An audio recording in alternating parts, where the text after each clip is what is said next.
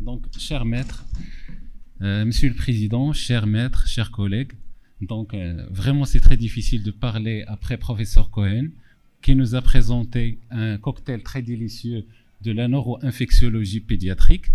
Donc, si vous permettez bien, moi je vais vous faire sortir un peu de la médecine classique moderne pour qu'on puisse faire ensemble, à côté de notre président, M. Affilel, un petit voyage dans le jardin de la culture, pas la culture microbiologique, mais la culture humaine et les traditions humaines au niveau du Maroc. Donc, avant de commencer, je remercie vivement l'équipe Jmurnep d'avoir adressé une invitation à notre cher professeur et chef de service, professeur Malainin, qui malheureusement n'a pas pu être avec nous aujourd'hui pour des raisons personnelles, et à travers lui, toute l'équipe de néonatologie et de pédiatrie à Marrakech. Je remercie aussi Smurnep d'avoir choisi la ville de Tanger, cette perle qui plonge entre la Méditerranée et l'océan Atlantique, qui resterait toujours un symbole de civilisation et de notre intégrité territoriale. Donc, pour être interactif, selon vous, quels sont les événements les plus importants dans la vie d'une population? Hein? La naissance. Vous tréchez. Hein? La mort. Le mariage. Donc, dans toutes les civilisations humaines, il y a 3 événements qui sont très importants, à savoir la naissance, le mariage et la mort. Tous ces groupes sociaux, ils sont préoccupés de la naissance. Pourquoi? Pour le désir naturel de la continuité humaine.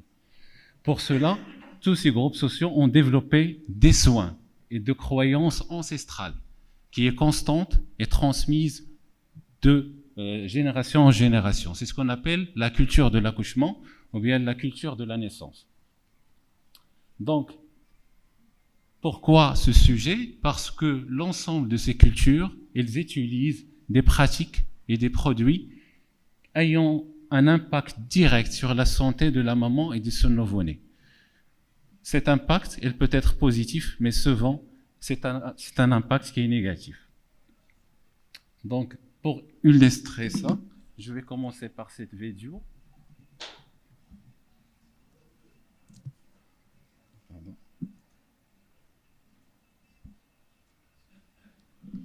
Donc, c'est un nouveau-né qui a été hospitalisé dans notre service pour tétanos néonatal secondaire à l'application de K'houl, cette poudre qu'on utilise toujours dans notre société marocaine.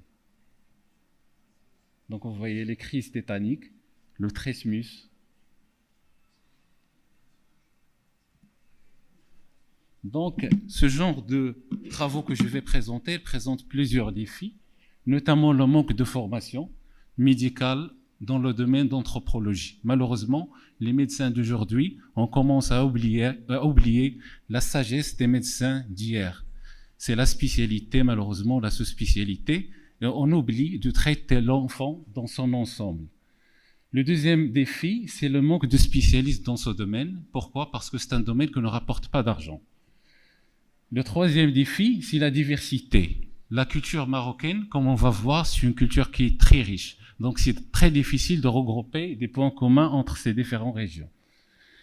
Le quatrième élément, c'est la rareté de ces documents. Pourquoi? Parce qu'il s'agit essentiellement d'un patrimoine qui est non écrit, c'est un patrimoine qui est oral et qui est autour d'un sujet qui est tabou et intime. Donc, avant de parler et de présenter ces différentes cultures et traditions, on va tout d'abord présenter la source et l'origine et les différentes origines de cette culture. Donc, le premier élément, c'est la situation géographique. Le Maroc est comme un arbre dont les racines plongent en Afrique avec une frondaison qui respire en Europe. C'est le discours du trône du feu Hassan II, le 3 mars 1986. Le deuxième élément de cette culture, c'est la richesse historique. Et comme vous voyez ici, il y a plusieurs dynasties qui ont régné sur le Maroc, en allant des Idrissides jusqu'aux Alaouites. Et chacune de ces dynasties, ils ont laissé des marques profondes sur la culture marocaine. Donc c'est une carte qui montre la diversité des tribus au niveau du Maroc et leur répartition sur le territoire marocain. C'est une carte ancienne du temps des protectorats français qui a elle-même laissé des traces sur la culture marocaine. Celle-là, c'est une carte qui est récente, téléchargeable sur le site du ministère de l'Intérieur, qui montre la même chose, la richesse de ce tissu humain. Donc, l'ensemble de ces origines, il va nous laisser un tissu qui est humain, qui est riche, qui est diversifié, mais qui est très fort et solide. Donc, on voit les berbères nomades du Maroc, les gens de Kala, les gens de Tafilet, les berbères de Tafraout, les bédouines de Salé, les berbères de l'Atlas, les Sahraouis. Donc, à côté de cette situation géographique et cette richesse historique, nous trouvons aussi une diversité religieuse très importante. Car le Maroc, c'est un terrain qui est guidé par la religion islamique, mais aussi par des religions pré-islamiques. Donc, l'ensemble de ces sources va nous donner des traditions qui sont multiples, mais qui sont malheureusement des fois, transmises et conservées de génération en génération. Donc, pour traiter ce sujet, nous allons utiliser une bibliographie qui est riche, mais on va présenter essentiellement 3 documents. Le premier, c'est les rituels de la naissance à Merzouga. L'importance et valorisation du lait. C'est un joli travail qui a été fait par Madame Gillard, qui est une anthropologue et maître de conférence. Moi aussi, mes travaux sont téléchargeables gratuitement sur Internet. Le deuxième document, c'est une mémoire réalisée au niveau de l'école de sage-femme de Pierre Morlaine concernant 20 patientes immigrées marocaines au niveau de la région de Lorraine. Le troisième document est une collaboration entre le laboratoire de l'Institut supérieur des sciences de la santé de l'Université Hassan II d'Ostad avec l'Université d'Indiana aux États-Unis. Elle concerne presque 80 patientes réparties sur 3 régions du Maroc. Le dernier travail, c'est un travail qui est très intéressant, c'est un travail espagnol qui a été réalisé par une grande dame, Madame Clara Loris, qui est sage-femme, aide-sage-femme d'origine, qui s'est spécialisée par la suite en anthropologie. Cette dame, elle s'intéresse aux points similaires entre les 2 cultures marocaines et la culture du sud espagnole. Donc, l'ensemble de ces travaux et les travaux d'anthropologie en général, ils vont utiliser la même méthodologie. Ils ont regroupé l'ensemble de thématiques traitées en 2 groupes. D'abord, les soins traditionnels, secondairement, les croyances. Et ils ont étalé l'ensemble de ces thématiques sur 3 périodes, à savoir la grossesse, la naissance et le postpartum. Donc, il y a plusieurs thématiques qui ont été traitées, allant des croyances, en passant par le sommeil, le repos, l'hygiène, jusqu'à la conservation du cordon ombilical. Donc, on va commencer par le commencement, c'est la fécondation. Donc, tout ce que je vais présenter par la suite, ce sont des dires et des croyances de la culture marocaine. Je ne vais pas présenter des choses qui sont scientifiques, je vais juste présenter ce que les Marocains croient autour de la naissance. Donc, l'embryon, selon la culture marocaine, il est secondaire à la fusion de l'eau de l'homme, ce qu'on appelle amen nurgaz, avec celle de la femme, amen tmattot. Lorsque l'eau de la femme est plus forte que celle de l'homme, l'enfant sera fille et inversement. Concernant la grossesse, elle est en général n'est pas communiquée initialement, à des fins de protéger la maman et le nouveau-né contre le mauvais œil, contre les diables et contre les mauvais esprits. C'est pour cela qu'on trouve ces trucs-là sur les portes des anciennes portes marocaines, mais aussi sur les poitrines des femmes marocaines. Dans le même objectif, un ensemble d'ingrédients, notamment la lin, qu'on voit ici, c'est une pierre transparente à base du sulfate d'aluminium et le pygmalion qui est une plante qui est brûlée dans un brasero. il faut savoir que dans toutes les cultures humaines, le feu, qui est la source de la lumière, après bien sûr les livres sacrés, est le deuxième ennemi de tout ce qui est diable et tout ce qui est esprit, mauvais esprit. Donc ce brasero, elle est placée régulièrement sur la jambe, malheureusement, de la femme, afin de provoquer une meilleure dilatation. Mais malheureusement, ce sont des préparations qui dégagent beaucoup de monoxyde de carbone. Donc, bonjour l'asphyxie, bonjour l'hypoxie et bonjour l'hémorragie, parce que ces gaz sont des gaz qui provoquent une vasodilatation. Donc, pour la prédiction du sexe selon la culture marocaine, elle se base sur deux éléments. Sur la beauté de la mère. Donc, la mère est jolie si l'enfant est un garçon et laide si c'est une fille. Parce que la fille, il va voler la beauté de sa maman. Et le deuxième élément, c'est la forme du ventre.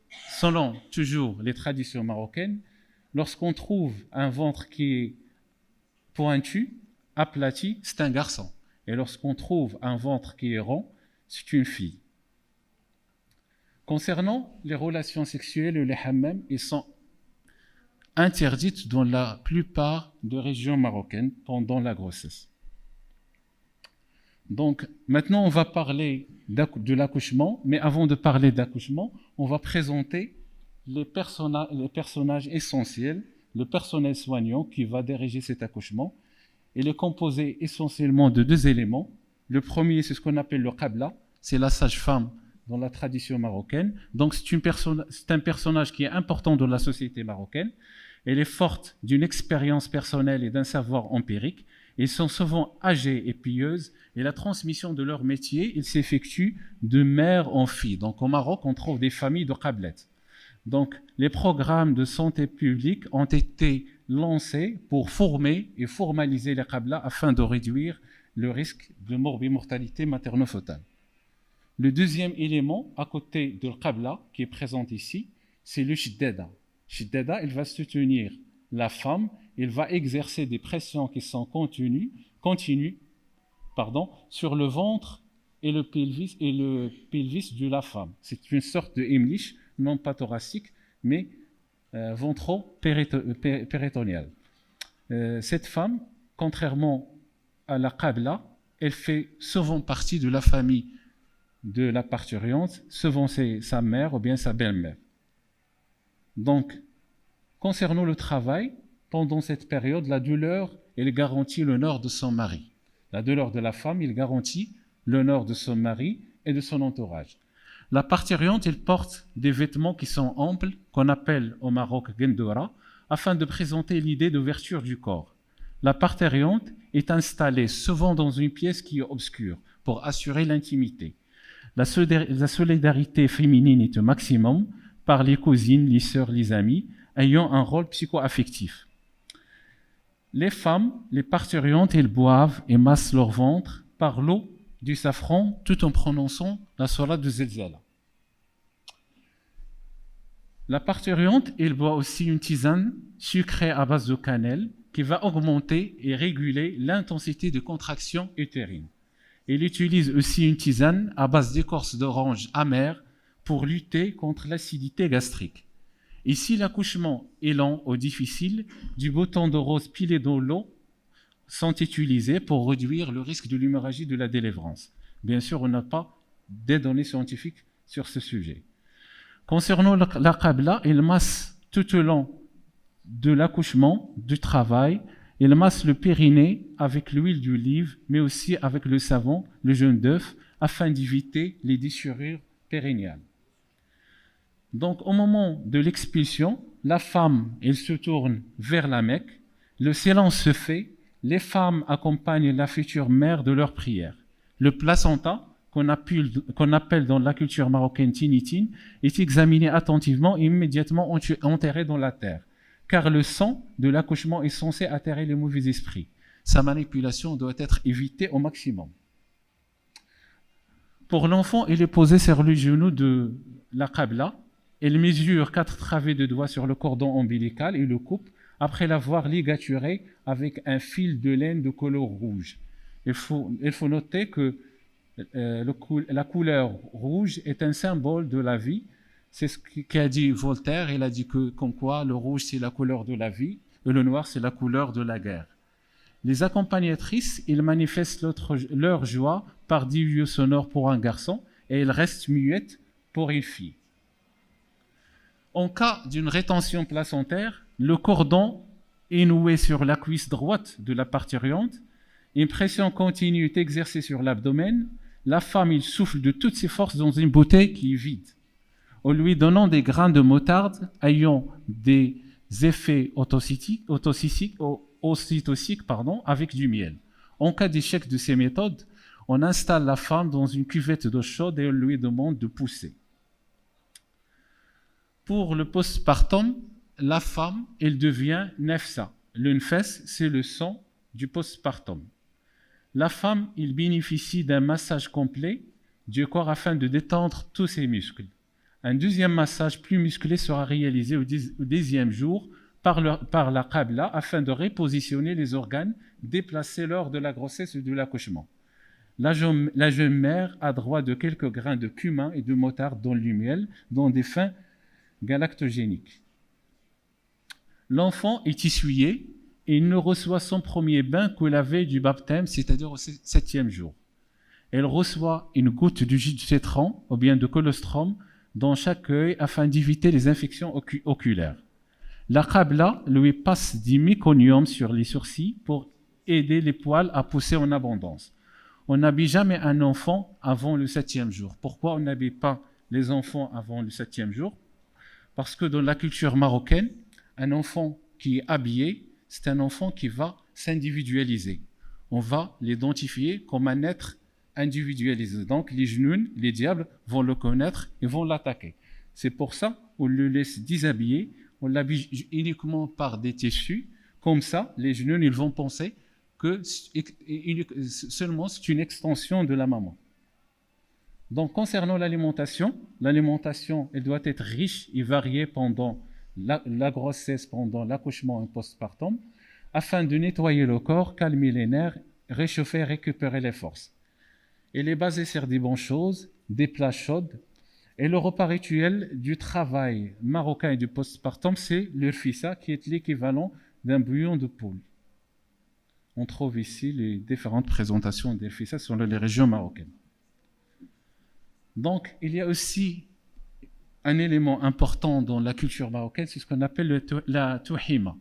C'est la conviction que les désirs non satisfaits par la maman provoquent des taches sur la peau des enfants. Donc, les femmes doivent éviter de toucher leur corps. S'ils le font, elles doivent le faire dans une région qui est cachée. Concernant le cordon ombilical, il est séché et conservé dans la plupart des régions marocaines.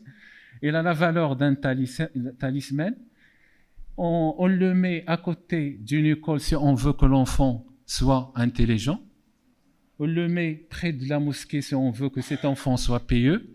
Et on le glisse sous l'oreiller de son papa si on veut avoir une affection entre les deux. Et généralement, c'est un jeudi, le beau matin. Il y a trois produits qu'on utilise essentiellement dans la culture marocaine pour les nouveau-nés. Je vais commencer par le khoul et le hanni. Le khoul qui est une poudre minérale qui se base sur le sulfure de plomb. On le met dans plusieurs régions marocaines sur le visage, sur les yeux.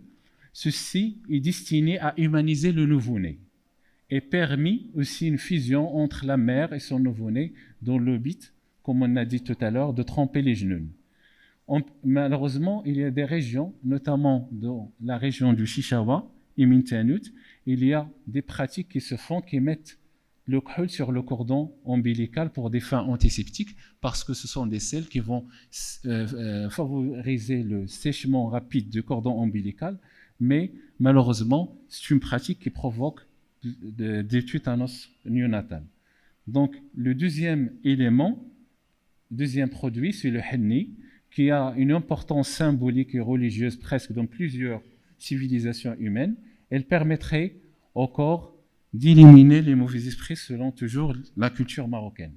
Donc, vous voyez ici le khul, qui est normalement utilisé pour des fins esthétiques chez la femme, et le henni. La femme, elle utilise à son nouveau-né l'ensemble des ingrédients qu'il trouve autour d'elle pour des raisons économiques, mais aussi pour détourner les genoux. Il faut noter que ces dessins de henni, normalement, ce sont des écritures qui vont fêter la naissance, qui vont fêter le mariage, mais aussi c'était des écritures qui portaient des guerres, qui portaient des combats, donc ce sont des éléments de l'histoire personnelle de la femme ou bien au sein de la même famille. Le troisième produit qui est souvent utilisé dans la culture marocaine, c'est l'huile d'olive. Donc, dès la naissance, l'enfant est massé avec l'huile d'olive pour des buts antiseptiques.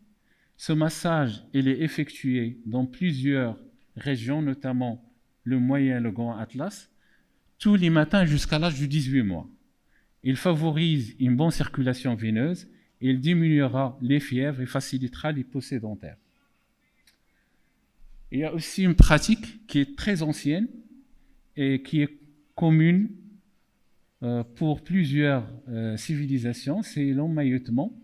C'est le fait de faire enrouler un tissu sur le nouveau-né. Il est destiné à rendre les nouveau-nés plus forts en développant leur masse musculaire. Donc le nouveau-né, au sein de ces tissus, il va lutter contre cet emmaillotement et comme ça, il va développer sa masse musculaire.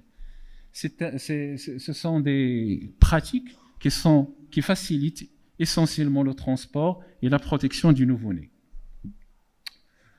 Il y a aussi ce qu'on appelle les amulettes. Bon, elles sont nombreuses et indispensables pour un nouveau-né. Elles sont composées d'un petit morceau de cuir à l'intérieur duquel on dépose soit des sourates du Coran, bien versées de la bulbe, soit différents épices qui éloignent les genoux et les diables. On les met essentiellement autour des avant-bras, autour du ventre et au niveau du front du nouveau-né. Donc, ces images, elles ont été fournies par notre maître, professeur Ma'laini, c'est le pratique quotidien de notre service de néonatologie de Marrakech. Donc, pour conclure, nous avons heureusement une culture qui est très diverse, qui est très riche, qui est très solide, mais cette culture, elle développe des pratiques et des produits qui malheureusement peuvent engendrer des risques et des dangers sur la vie de la maman, mais aussi sur la vie de nouveau-né.